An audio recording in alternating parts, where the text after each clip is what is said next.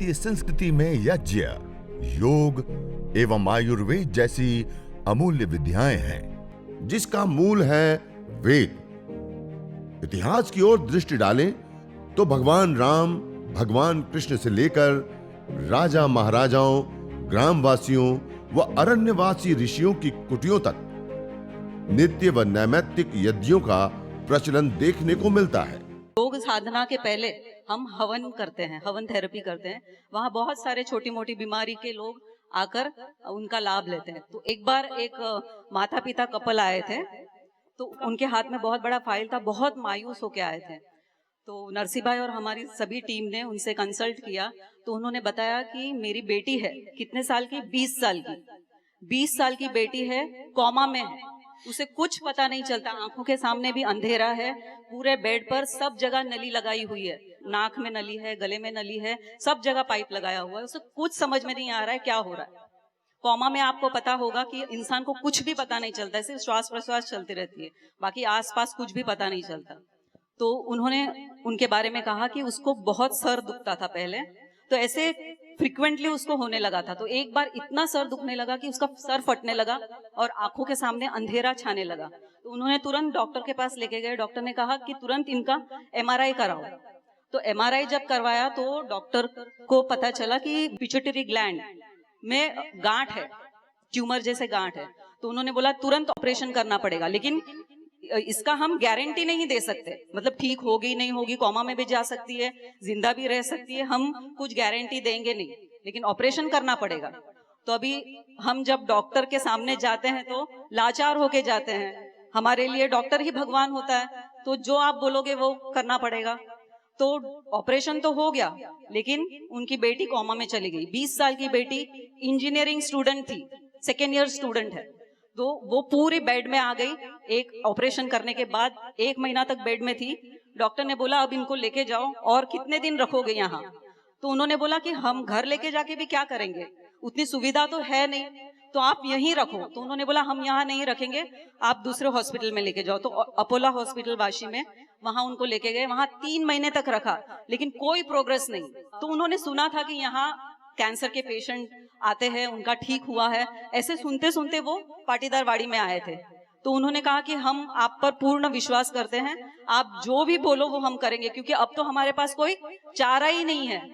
30 lakh rupees खर्चा किया, कितना, 30 लाख रुपया खर्च किया, पूरे कंगाल हो गए। उसके बाद हमने कहा कि हम कोशिश कर सकते हैं, हम सिर्फ यज्ञ करेंगे, चलेगा क्या आपको, सुबह शाम आपके घर। तो बोलते कुछ भी करो आप, हम सिर्फ आपके सुपुर्द है, आप ही हमारे लिए भगवान है। अब तो हम जिस दिन उन्होंने उनकी बेटी को घर लाया, उसी दिन से, उसी समय से सुबह शाम दोनों वक्त उनके यहाँ हवन होने लगा, और आज 3 महीना कंप्लीट हो गया। धीरे धीरे जब उनको लाया गया व्हील चेयर में, तो उनके जो हाथ की पोजीशन थी वो ऐसी थी, ऐसी टेढ़ी, और ये जो पैर था वो भी ऐसा था व्हील चेयर में, और आंखें इतनी, जो अंदर का जो गोला है वो ऐसे बाहर प्रोजेक्शन हो रहा था। इतना मतलब उनको देख के मतलब किसी को भी मतलब रोना आ जाए, ऐसे उनकी हालत थी। जो उनका पहले का फोटो था 20 साल की लड़की, और अब देखेंगे तो जमीन आसमान का फर्क था। तो ऐसे व्यक्ति को दिन रात हवन, मतलब वो कुछ कर नहीं रही थी, सिर्फ बेड पर ही थी, और हम सुबह और शाम हवन करते थे।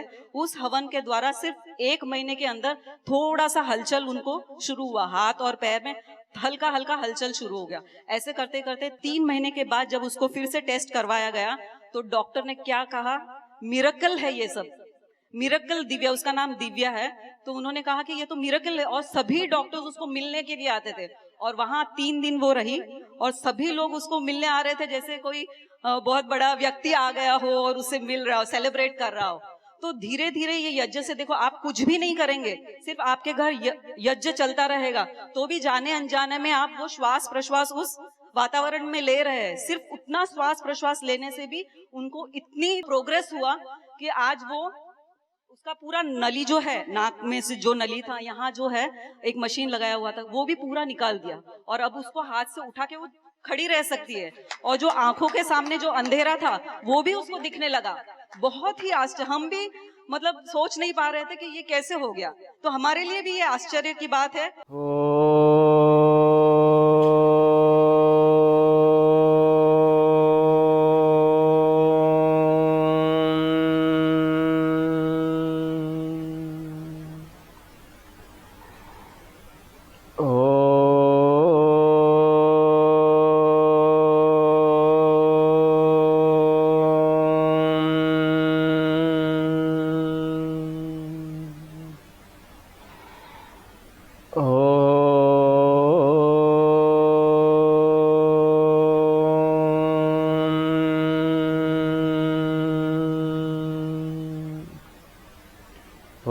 भूर्भुवस्वः तत्सवितुर्वरेण्यं भर्गो देवस्य धीमहि धियो यो न प्रचोदयात्। तो जो भी हम शुभ कार्य प्रारंभ करते हैं तो उससे पहले जो पावन ध्वनि ओमकार है और जो महा मंत्र गायत्री है तो उससे प्रारंभ करते हैं।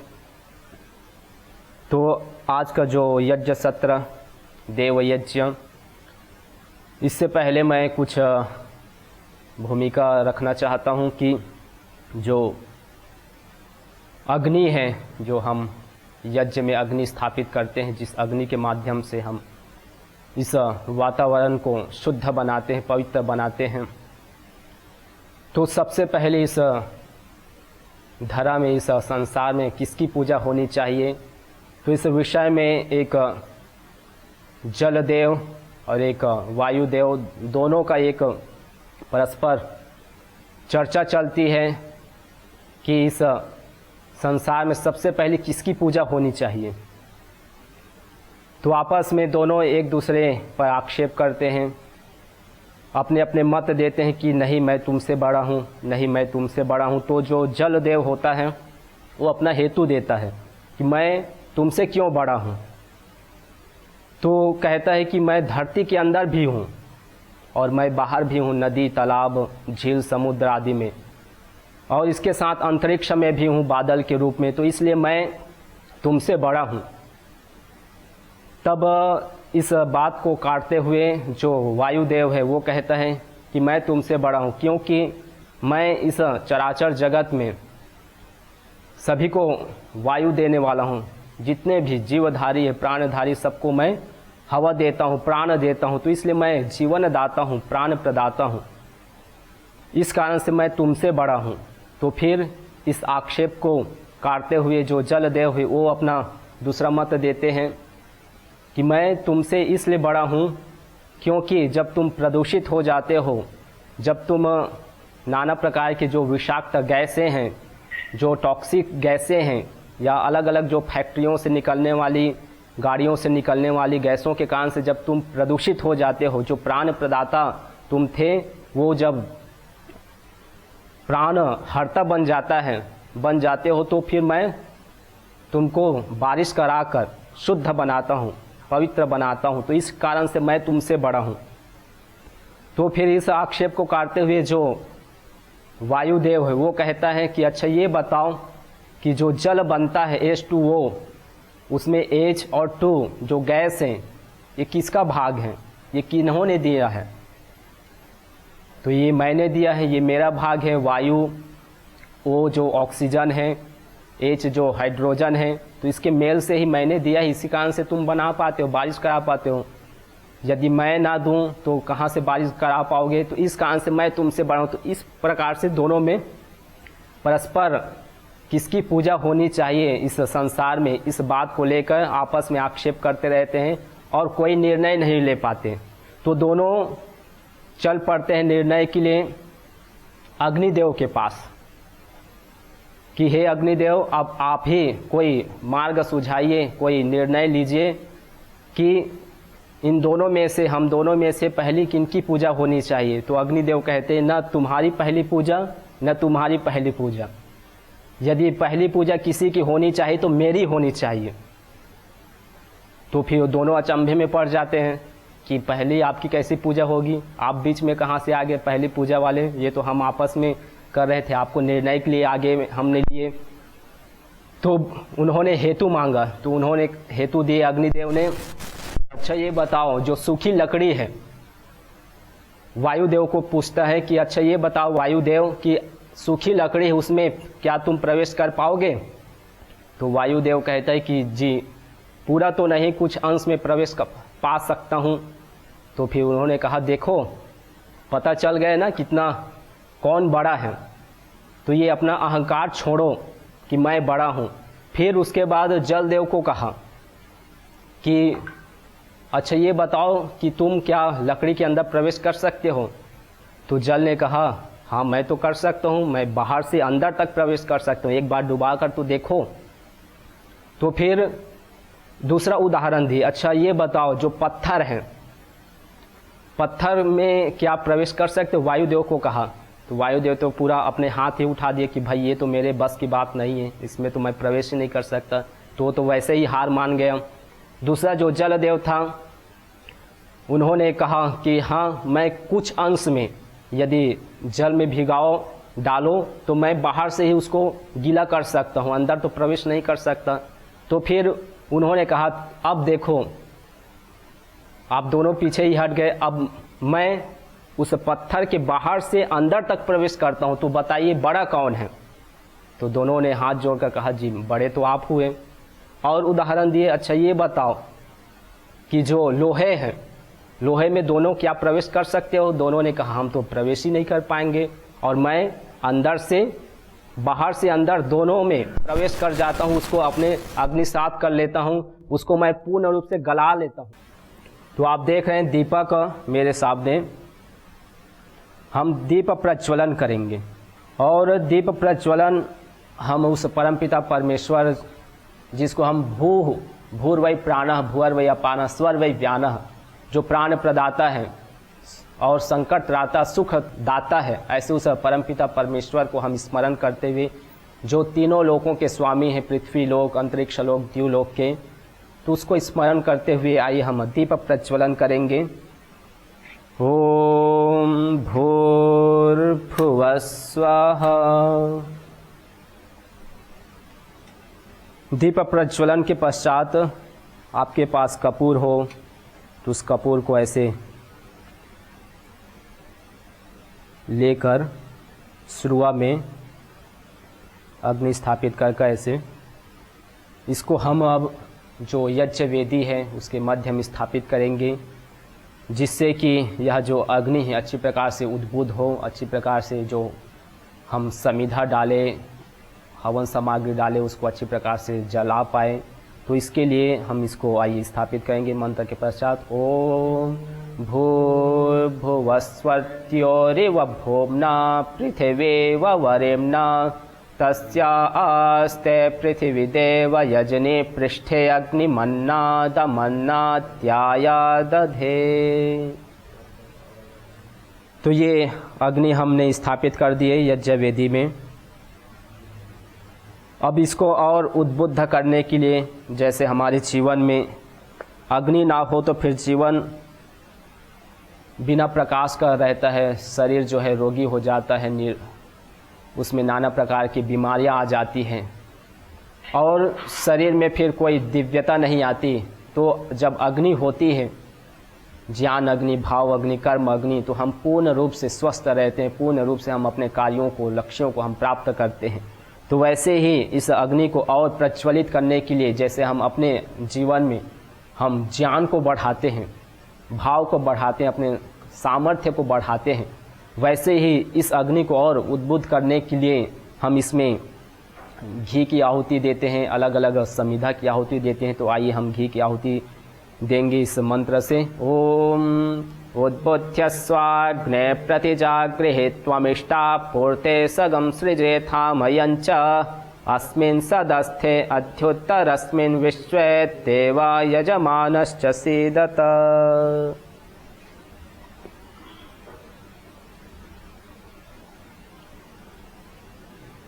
अब इसके पश्चात हम समिधा दान करेंगे। 3 समिधा, 3 हमारी अवस्था होती है। एक है बाल्य अवस्था, द्वितीय है युवा अवस्था और तृतीय है वृद्धावस्था। तो 3 अवस्थाओं का प्रतीक 3 समिधा हम इस अग्नि में समर्पित करेंगे, इस अग्निदेव को हम देंगे। जैसे हमारे जो जीवन है 3 अवस्थाओं से गुजरता है और तीनों अवस्थाओं में जैसे अग्नि होती है, वैसे ही हम इस समिधा को इस अग्नि में स्थापित करेंगे, जिससे कि ये जो 3 अवस्थाओं का प्रतीक समिधा ये भी अग्निमय हो पाए, अग्निसात हो पाए। तो आइए मंत्र के पश्चात ओम अयंतयेत्मा आत्मा चात वेदस्ते नेत्यस्वर्धस्व चेतवर्धय चास्मान् प्रजया पशुभे ब्रह्म वर्चसे नानात्येन समेधय स्वाहा। इदमग्नये चातवेदसे इदन्न मम। फिर द्वितीय समिधा लेंगे। जिनको मंत्र ना आता हो तो वो अपने गायत्री मंत्र से करें, और अभी कम से कम स्वाहा अवश्य बोले। स्वाहा का बहुत बड़ा एक शाब्दिक अर्थ है और इसका भाव भी बहुत बड़ा है।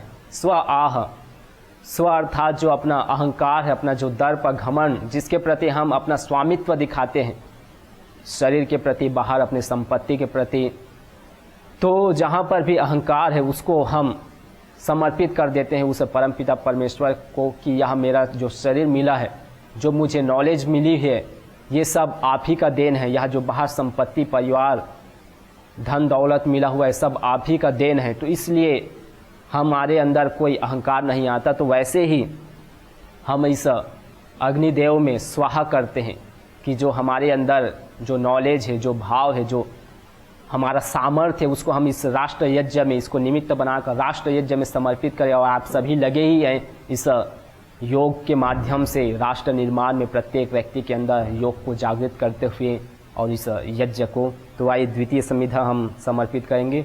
ओम समिधाग्निं दुवस्यता कृतैर्बोधयता तिथिम् आस्मिन् हव्यजुहोतन सुसमित्याय शोचिषे कृतं तीव्रं जुहोतन अग्नये चातवेदसे स्वाहा इदमग्नये चातवेदसे इदन्न मम।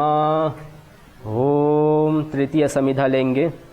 ओम तन्त्वा समिद्भिरङ्गिरो घृतेन वर्धयामसे बृहच्छोचाय विष्ठ्य स्वाहा इदमग्नयेऽङ्गिरसे इदन्न मम। तो ये हमने 3 अवस्थाओं का प्रतीक, 3 समिधाओं को हमने इस अग्नि को समर्पित किए। अब पंचघृत आहुति। अग्नि को सभी देवताओं का मुख कहा गया है, अग्निर्वै देवानां मुखम, और जिसके करने से सभी प्रकार के जो हमारे जीवन में विकृतियां हैं, दोष, वो दूर हो जाते हैं।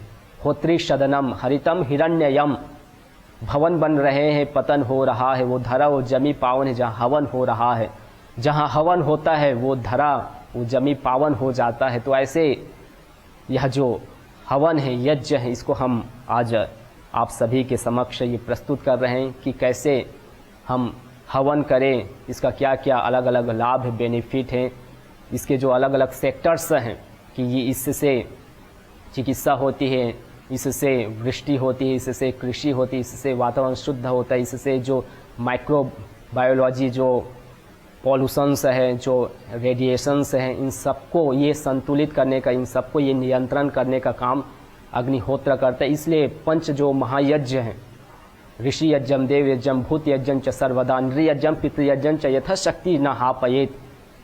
ऋषि यज्ञ अर्थात ब्रह्म यज्ञ, जिसमें हम संध्या उपासना करते हैं, प्रातःकाल, सायंकाल, और देव यज्ञ जो हम अभी कर ही रहे हैं, जिसको अग्निहोत्र हवन कहते हैं, जिसको अध्वर भी कहा गया है, जिसमें हिंसा ना हो किसी प्रकार की, उसको अध्वर अग्निहोत्र कहते हैं। तृतीय जो पितृयज्ञ हैं, जिसमें हम अपने जो अभिभावक हैं, गुरुजन हैं, आचार्यजन हैं, जो श्रेष्ठ लोग हैं, उनकी हम सेवा शुश्रूषा करते हैं, उनके जो आज्ञा हैं उनका पालन करते हैं। और चतुर्थ जो है वो है अतिथि यज्ञ, जिसमें हम अपने चौखट में आए हुए, अपने घर में आए हुए जो भिक्षुक हैं, जो ज्ञानी है, महात्मा हैं, उनकी हम सेवा करते हैं, उनको दान देते हैं, उनको दक्षिणा देते हैं और उनसे ज्ञान उपार्जन करते हैं। चतुर्थ जो है बलि वैश्वदेव यज्ञ, जिसमें हम मनुष्य से इतर जितने भी प्राणी जीव जगत है उनको हम भोजन देते हैं, जैसे गाय हैं, अन्य भेड़ बकरियां हैं, अन्य पक्षियां हैं। तो ये सारे जो जीव हैं इनको हम भोजन खिलाते हैं। घर में आए कुत्ते हैं तो इनको देते हैं। और थोड़े से जब हम भोजन बनाते हैं तो उससे थोड़ी सी अग्नि हम निकाल लेते हैं और उसमें थोड़ी मात्रा में हम जो भोजन बनाते हैं उसको निकाल कर हम उसमें समर्पित करते हैं, एक भाव के साथ कि संपूर्ण जो जीव जगत है, जिनको भोजन ठीक से नहीं मिल पाता, जो इधर उधर भोजन के लिए भटकते रहते हैं, तो उनको पूर्ण रूप से लाभ मिल पाए। तो ऐसे जो पंच महायज्ञ हैं, और उन पंच महायज्ञों में भी जो प्रथम श्रेष्ठ यज्ञ जिसको कहा गया वो ये अग्निहोत्र है। यज्ञो वै श्रेष्ठतमम कर्म, जिसको श्रेष्ठतम कहा गया है, सिर्फ श्रेष्ठ है नहीं बल्कि श्रेष्ठों में जो श्रेष्ठ है, ऐसे जो यह अग्निहोत्र जिसको हम कर रहे हैं। तो आइए पंचघृत आहुति हम समर्पित करेंगे। आप देख रहे हैं सामने मेरे कि ये जो अग्नि है ये उद्बुद्ध हो रही हैं, इसको हम और उद्बुद्ध करें। और अग्नि के 3 स्वभाव बताए गए हैं। एक स्वभाव है उष्णता। अग्नि को जब भी हम पकड़ते हैं तो क्या होता है, उसमें उष्णता होती है, इस कारण से हम पकड़ नहीं पाते। क्यों? क्योंकि वो जला देती है। तो हमारे जीवन में भी वैसे ही अग्नि आए, उष्णता आए कि जो रोग हमारे अंदर प्रवेश करे, कोरोना जैसे भयंकर जो बीमारी है, वायरस है, यदि प्रवेश करे तो नष्ट हो जाए। तो ऐसे अपने अंदर सामर्थ्य हम जगाएं इस योग यज्ञ आयुर्वेद के माध्यम से। और दूसरा इसका स्वभाव है कि ये प्रकाश वाली है। इसके अंदर प्रकाश आप देख रहे हैं और बाहर हम सूर्य को भी देखते हैं, उसी के प्रकाश के माध्यम से संपूर्ण संसार चल रहा है। तो ये प्रकाश वाला है। और तृतीय है गति। जो भी हम इसमें वस्तु डालते हैं या जो भी वस्तु के संपर्क में ये अग्नि आती है तो तुरंत उसको अपने अंदर ढाल लेती है, अपने तादाद में कर लेती है, अग्निमय कर देती है, जला देती, भस्म कर देती है। तो वैसे ही हमारे अंदर भी गति हो। जहाँ पर भी आप देख रहे हैं संसार में, जहाँ पर भी हलचल है, चराचर इस जगत में गति है, वहाँ पर अग्नि है। हमारे साथ एक संतोष साठे करके गृहस्थ आए थे, वो मेरे रूम में थे। उनका करीब 8 से 10 साल पहले एक्सीडेंट हो गया था और एक्सीडेंट में उनकी इतनी बड़ी जख्म थी जो कोई डॉक्टर ठीक नहीं कर पा रहे थे। ना उनको डायबिटीज था, ना उनको कोई चीज थी, स्किन पूरी निकली हुई। रोज सवेरे वो ड्रेसिंग करते थे। तो वो भी इसी कार्यक्रम में आए थे। हाँ, घाव देखा नहीं जाता था। ओके। और जब उन्होंने, हम लोगों का रूम में बात हुई, मैंने कहा कि आपने इतना कोशिश करके देखा है तो क्यों ना हवन का भी आप देखो उसको कोशिश करके। उन्होंने हवन का एक काम किया और अभी उनकी 40% स्किन आ गई है उनको पैर के ऊपर। कमाने के चक्कर में रोग को ले लिया, साथ में डायबिटीज आ गई और इतनी बड़ी कि जिसमें इंसुलिन लेने के बाद भी असर नहीं होता था। उस स्टेज तक पहुंच गया था मैं, उस स्टेज तक मैं पहुंच गया था। इन्होंने बताया यज्ञ के बारे में, कैसे है, क्या फायदे हो रहे, कितने लोगों को फायदा हो रहा है। तो फिर मैं सोचा चलो और 3 दिन इन्वेस्ट करूं इसमें। इन्वेस्ट किया मैंने, चलो 3 दिन में जाके देख के आऊं यज्ञ में क्या फायदा होता है। 3 दिन में गया और पहले ही दिन जो असर हुआ, शायद वो मेरे जीवन में बहुत बड़ा परिवर्तन था। पहले ही दिन से जैसे जैसे दूसरा तीसरा दिन, और ऐसा लगने लगा कि शायद यज्ञ ही हमारा जीवन है। और मेरे शरीर में तो परिवर्तन 100% आ गया है। मैं 99% नहीं बोलूंगा, 100% मेरे जीवन में भी परिवर्तन आ गया और मेरे रोग में भी परिवर्तन आ गया। महिला मंडल के ग्रुप में ये प्रयोग शुरू किया। खाली हवन सिखाऊंगी मैं। धीरे धीरे सिखाने के बाद जो घी का लेपन हम लगाते थे उसमें 40 to 50% लेडीज लोग का नी पेन दूर हो गया है। मेरा खुद का एग्जाम्पल है। मेरा राइट व्रिस्ट, ये थंब यहाँ से बेंड नहीं हो रहा था। ऑपरेशन की डेट थी, लेकिन मैं बच्चों को पढ़ाती थी तो मैंने वो डेट डिले करा के अप्रैल में की थी, लास्ट मंथ। फिर धीरे धीरे वो हवन का घी ही लगाते लगाते मुझे ये हाथ में भी ठीक हो गया ना। मैंने ऑपरेशन कराया, अभी सारा काम मैं खुद करती हूँ। मैं ट्यूशन्स लेती हूँ बच्चों को। सर्दी खांसी जब होती है मैं उनके पेरेंट्स को वही बोलती हूँ, आप कोई डॉक्टर के पास मत जाइए। मैं घर पे हवन करती हूँ, उसी में उनको बिठा के मैं उनका इलाज करूंगी। आज वो बच्चे लोग मम्मी पापा को नहीं बोलते, मम्मी को बोलेंगे आम्ही टीचर कडे जाणार, आमची टीचर आम्हाला स्वस्थ करून देते। और मैं खाली हवन करा के गायत्री मंत्र का उनको मंत्र सिखा के, नीलगिरी लास्ट में और गूगल डाल के जो धुआं उठता है उसमें लंबी लंबी ब्रीदिंग कराती हूँ और उससे उनका आज लंग्स प्रॉब्लम है, जो भी सर्दी खोखला है, सब दूर हो चुका है। और मैं हमेशा हमारे यहाँ मंदिर में अमावस्या को हमेशा 5 बजे यज्ञ हर महीने कराती हूँ मैं, और उससे बहुत जन को फायदा हुआ है। और अब इतना समझिए, जब मुझे इतना फायदा हुआ, इतने बड़े बड़े एग्जाम्पल्स हैं हमारे सामने, तो आप क्यों ना ये प्रयोग करें। यज्ञ भारतीय संस्कृति का मूल है। तो आइए हम संकल्प लें, संसार के श्रेष्ठतम कर्म यज्ञ को अपनाएं। पिंड और ब्रह्मांड में संतुलन कायम करने वाले यज्ञ को अपने जीवन का अभिन्न अंग बनाएं एवं प्रकृति मां के प्रति अपने ऋणों को अदा करें। विश्व स्वास्थ्य का एक नारा, यज्ञ से होगा जग उजियारा। भारतीय संस्कृति की अमूल्य विरासत यज्ञ की महिमा को जानने हेतु वैदिक चैनल पर प्रतिदिन प्रातः एवं सायं 11:30 बजे यज्ञ महिमा कार्यक्रम से जुड़ें। विशेष जानकारी हेतु संपर्क करें।